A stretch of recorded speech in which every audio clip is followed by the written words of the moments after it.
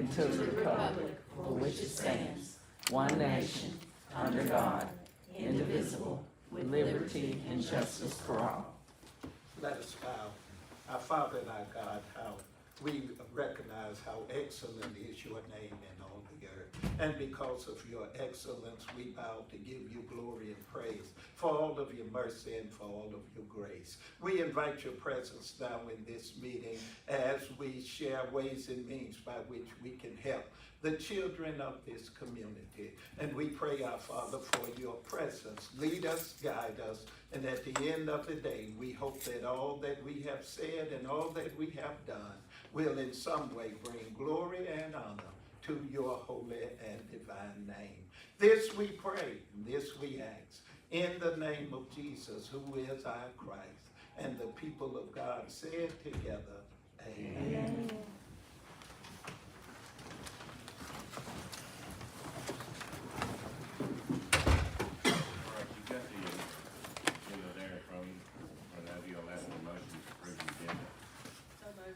Second. Motion by Ms. Taylor, second by Chris. All in favor, say aye. Aye. And the next item is the consent agenda. We have the approval of the minutes of February in there. Also, we have two special call meetings, February 22nd. No objections to that. I'll ask for a motion to approve the consent agenda. So moved. Say aye. Aye. No. Next, stakeholder recognition. We are very fortunate to have SROs in all of our buildings, but we are very fortunate when we have an SRO that goes above and beyond and develops the true meaning of what an SRO is, to develop relationships with students, to make those connections, and to be visible at all times.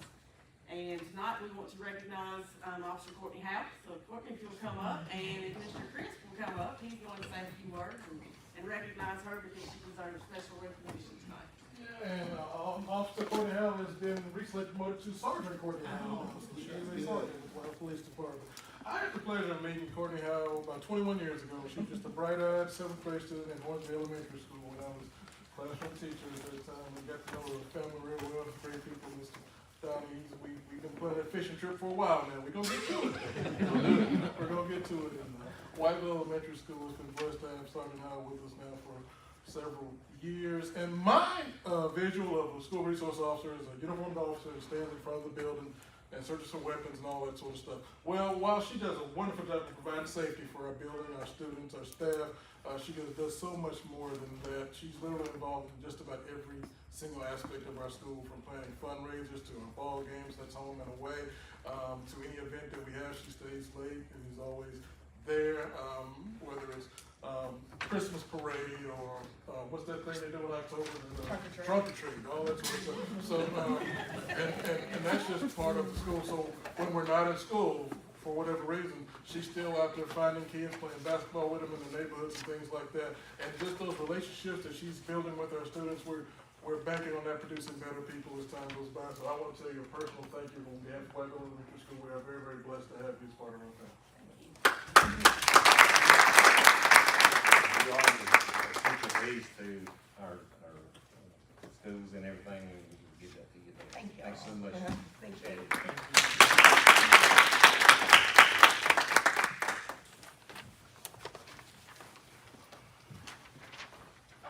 Thank you, Courtney. You are truly a model of what an SRO should do. We appreciate everything you do. All right, next we have policy updates. We've got two here from TSBA that will require a second reading, and then one that will be the first reading. I'll turn it over to Dr. Smith. We have two, the first two, 1.106 and 1.107 are TSBA recommendations. We'll look at those first. Typically, we have a few changes to a policy, but these two have some pretty significant changes to them. They are TSBA recommendations. So rather than reading this entire policy because it's lengthy, I'm going to give you a minute to just look through it. The strikeouts are the old policy, and the red is what has been changed.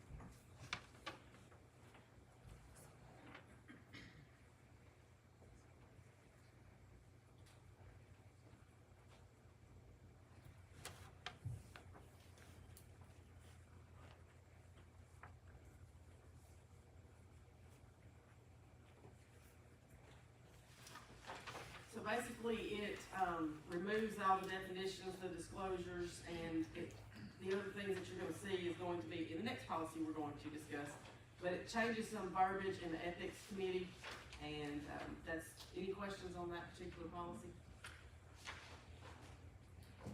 The next one is board member conflict of interest. This one does the same thing, it takes out a lot of verbiage, particularly just saying it had given some suggestions of what board members could say in the conflict of interest, it takes that out. And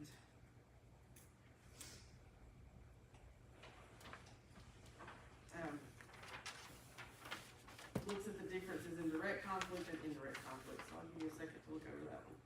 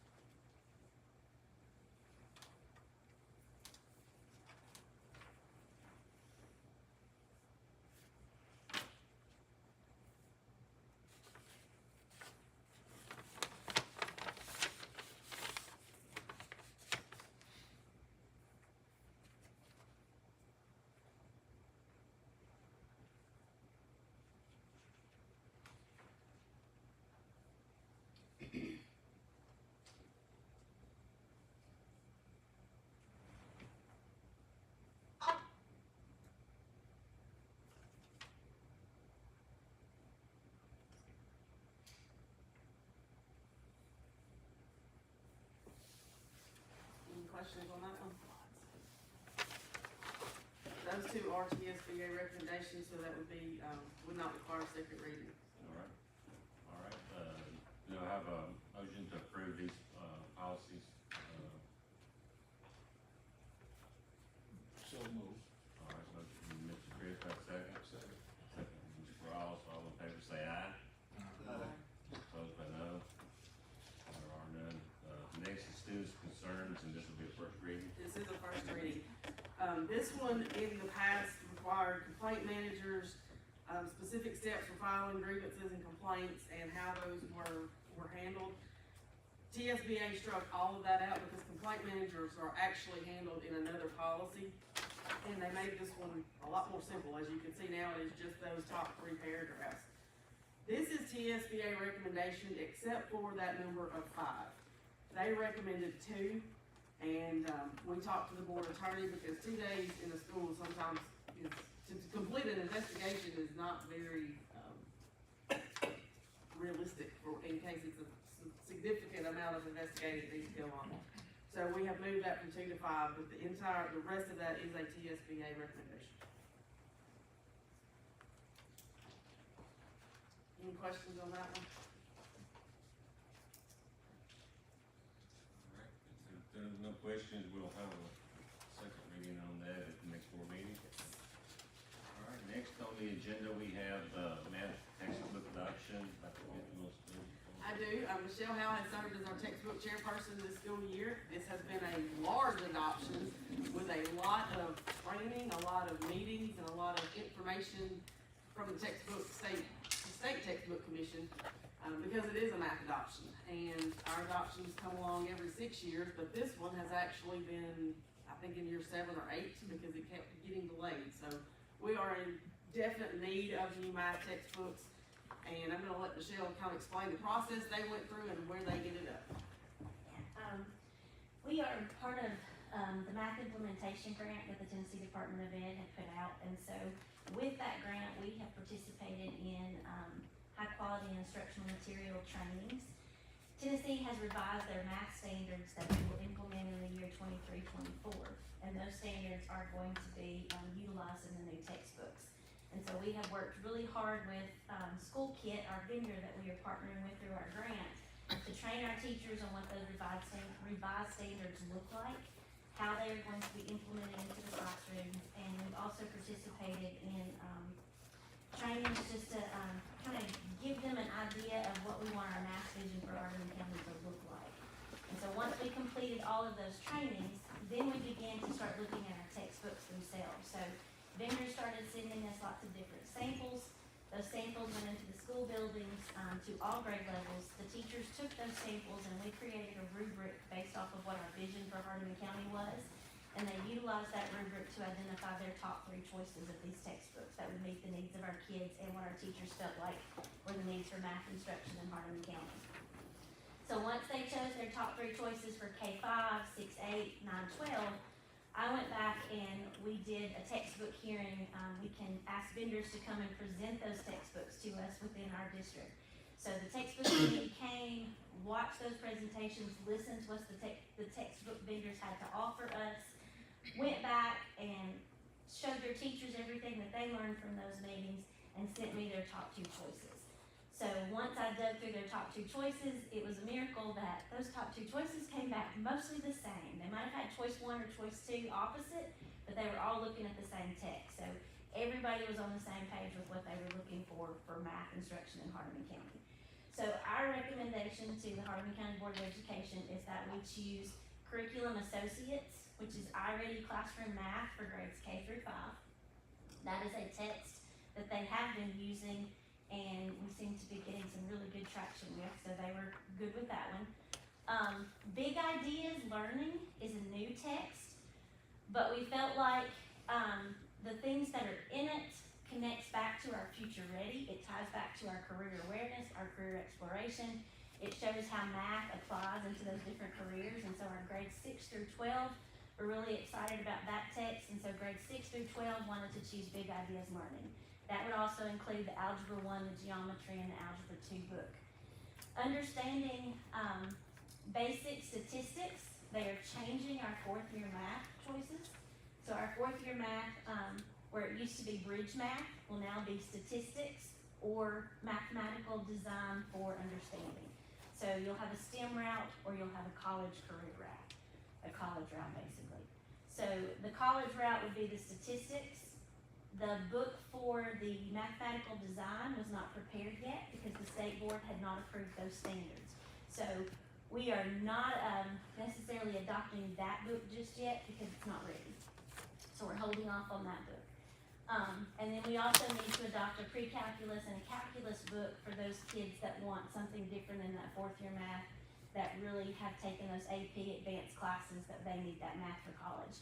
So we're looking at SAVIS, the pre-calculus and calculus books there. So those are our recommendations from the textbook committee.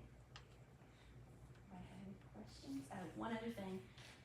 We had budgeted dollars in our ESSER 3.0 budget for this textbook adoption, but with the grant, we are finding out that there are lots of obstacles sometimes in how you can spend that money. The period of performance for that grant will end September the 30th of 2024. So because these textbooks are a 6-year adoption, and we will be utilizing those books after the year 2024, and some of those books are consumables, we are not allowed to pay for those books out of ESSER because it will be past the period of performance. So we know we can pay for 2 years from ESSER, the other 4 years will have to come out of general purpose. So just a heads up on that. All of these books, they have a digital format as well. They do. Every text that we have actually has a hardback cover, a hardback book that they will have. It has a student work text that they can work in, and it has a digital platform that they can interactive practice. So it has all 3 components for all of the textbooks that we've chosen. The cool thing about the Big Ideas one is it has a homework app that the kids can actually download their homework at school, and they don't have to have internet at home to complete it. Once they get back to school, they can upload it once they attach to our internet. So it doesn't matter whether they have internet or not, they will still have access to everything on that digital page. Oh, that's great. Yeah. That's great. So it's a lot of neat things that are built into them now. Any other questions? So you made her mad about something and got put on the textbook? I don't know what I've done to her. No, I'm kidding. We appreciate your work. Thank It you. is a big responsibility and a lot of work. Well, I appreciate the textbook committee because they have really dug into those texts. They went back to their schools, they sat down with their teachers, and they dug through those books and did those reviews with those rubrics and really found the ones that they thought would be the best fit for their schools. So they've done an excellent job in digging through them and finding. And I was really impressed with their vision. I should have brought their vision to you to see it, but they want instruction in Hardeman County to be real world experiences. They want kids to have hands-on experiences, and they want them to be able to leave our schools understanding what math looks like and feels like in the real world. So they had a good vision for what these techs need to be able to help them do in the classroom. Any other questions? Anything else? Thank you, Michelle. You're welcome. Appreciate it. All right, so I have a motion that we accept the recommendation of the textbook committee. Motion on Ms. Haley, second. Second on Ms. Atkins. Any other questions? All in favor, say aye. Aye. Those opposed, say no. All right, next, we have the board meeting, calendar approval. You've got the calendar there, you can see, those dates there. Have any questions on any of those?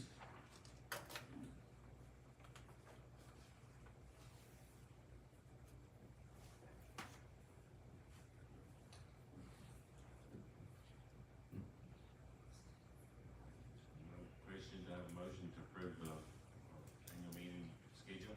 I've got one question. Yes, sir. October 19th, be meeting on the second Thursday. That is the third Thursday because of fall break. Gotcha. And that Tuesday, May 7th is typically the week of graduation, so instead of having it Thursday, which is usually Middleton's graduation, we moved it back to Tuesday. Gotcha.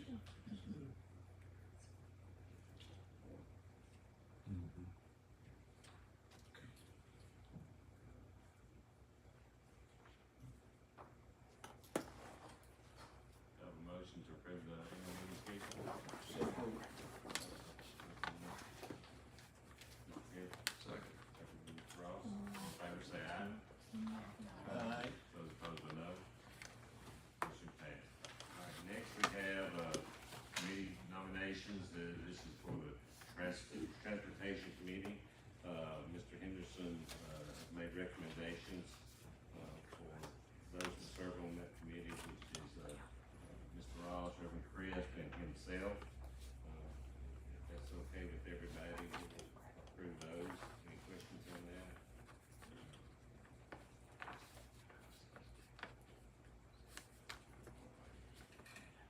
That's okay with everybody, to have a motion to approve that committee.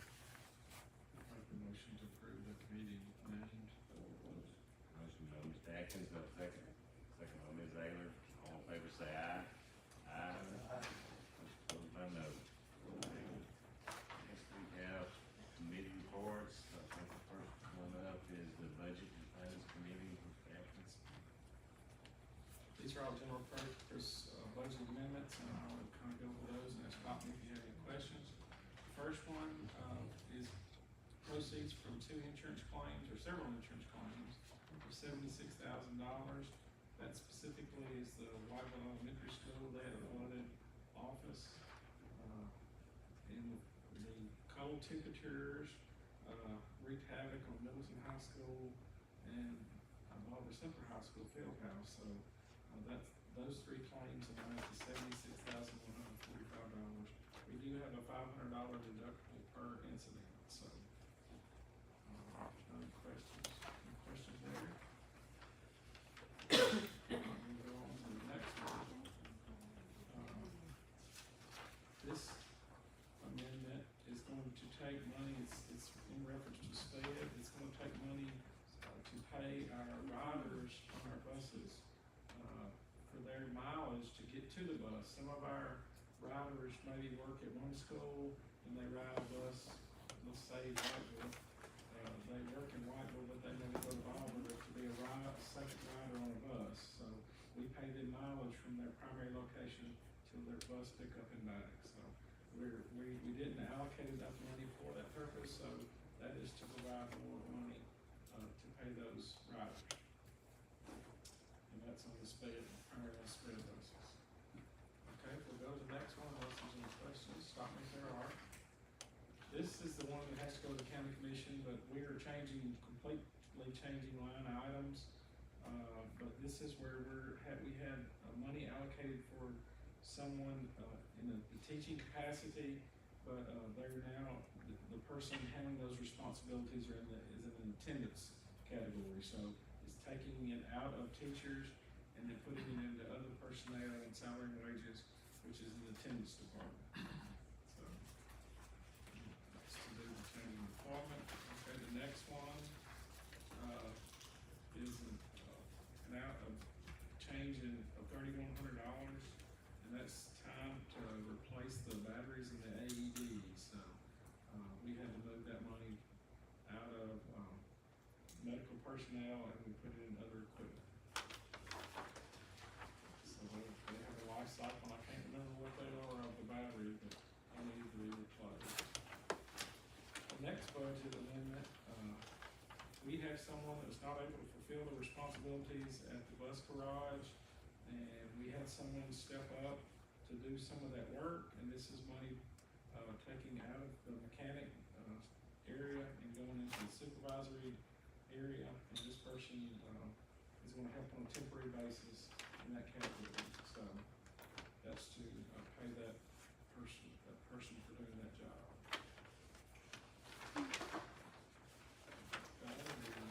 This is the last one.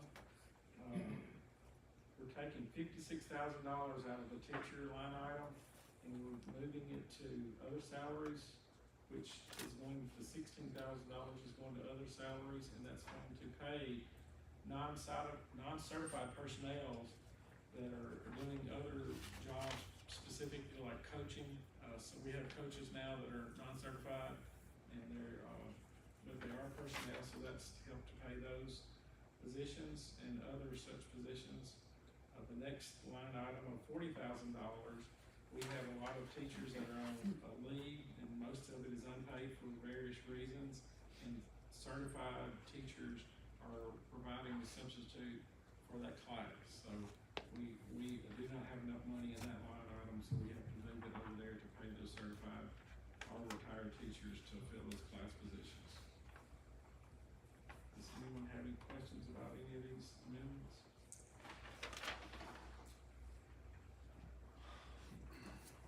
All right, if there's not any questions, that comes as a recommendation from the budget committee to have a second to approve amendments.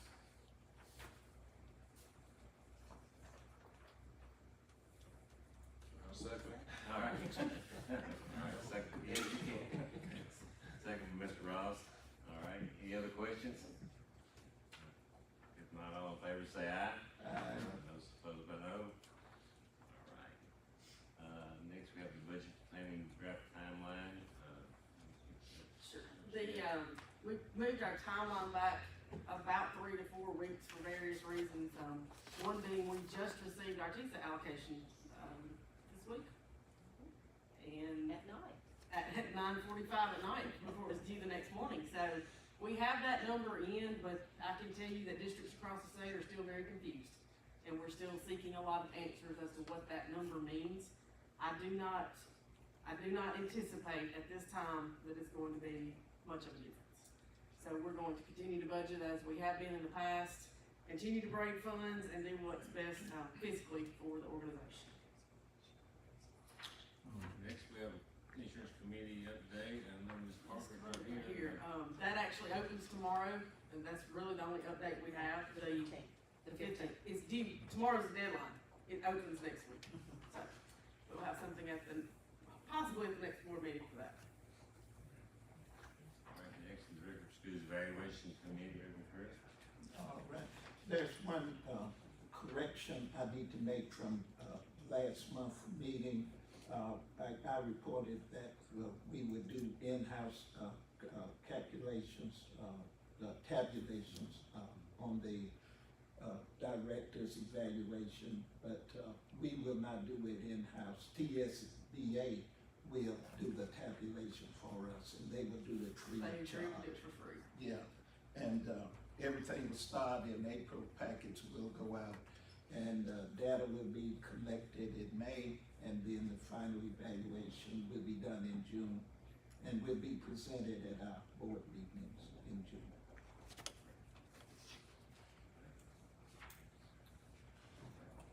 That's it, we're ready for the director's report. Well, since the retreat was not long ago, this is gonna be a short director's report. I do have one thing that I received, in the last week, and that is the actual settlement offer from the Jewel litigation suit. And it was about what the, attorney had told us it would be, $64,966. However, if you remember when she talked to us about that we have to take attorney fees out of that for 2 different attorney groups, and it's spread over 3 years. So the amount is not going to be, it's not gonna be that. We're gonna have to get the schedule of when those funds will be released and then try to figure out what we can do with that, particularly for, vapes and vape protection. From what I was reading in there, it's, finalized sometime in August, I think, so.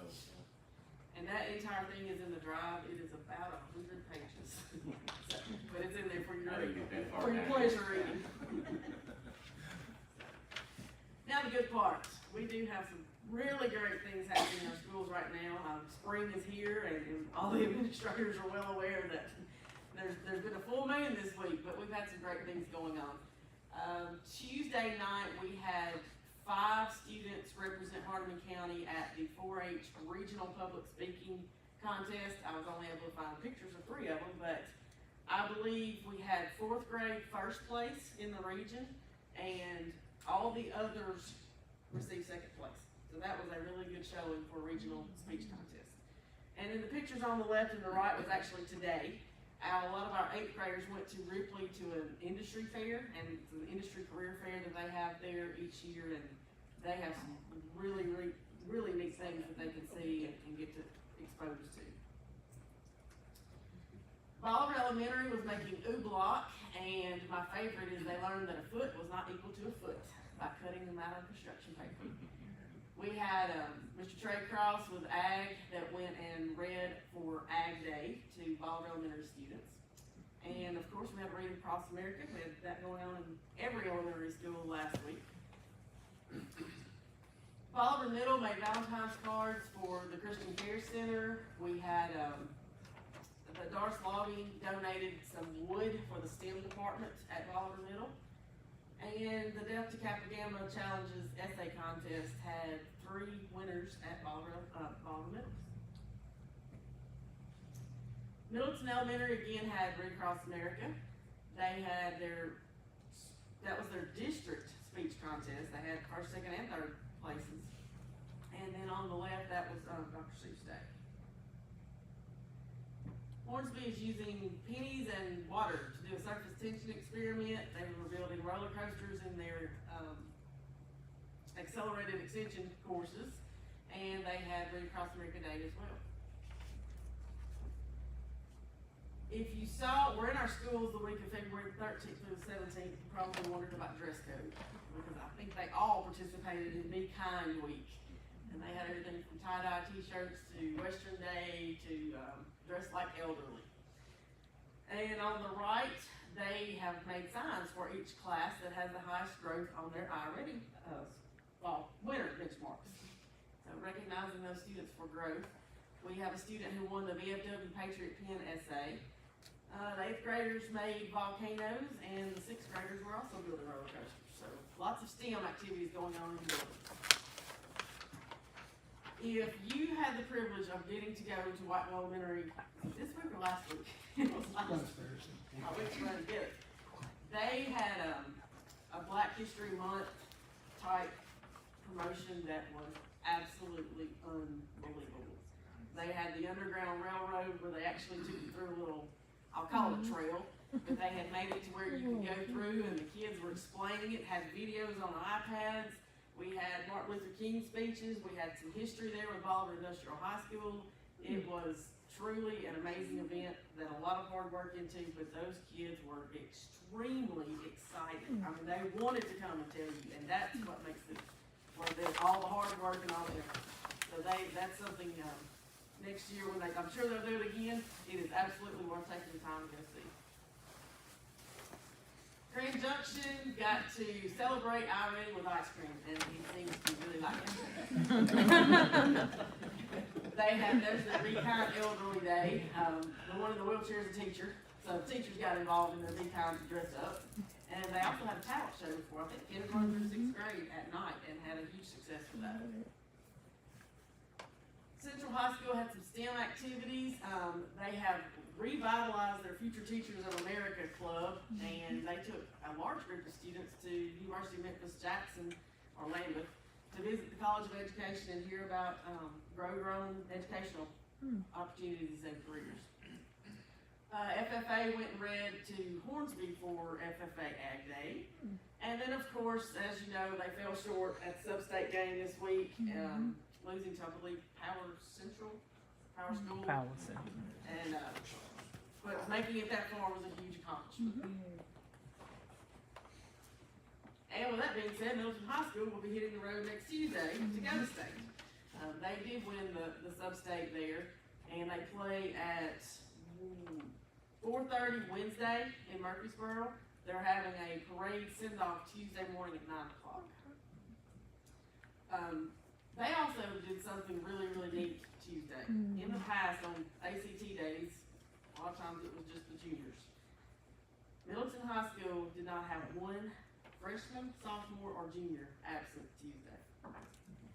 They all took the ACT. There were no makeups. How did they do it? They had food trucks. Now we know how to get the kids to school. They had about 4 food trucks, and Mr. Newman was very complimentary on their behavior, the afternoon of fun, and everything that they had, and the kids stayed all day. Really were motivated for that ACT. The freshman and sophomore did pre-ACT practice tests. So getting them ready for the years to come.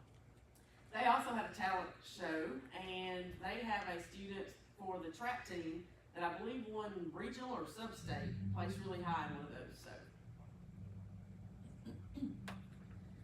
The Innovative Schools model is due March 31st. We're still on track to put in some library tech hubs, the STEM center, and work on some career and work-based learning initiatives. So that's a quick director's report. Any questions on any of that?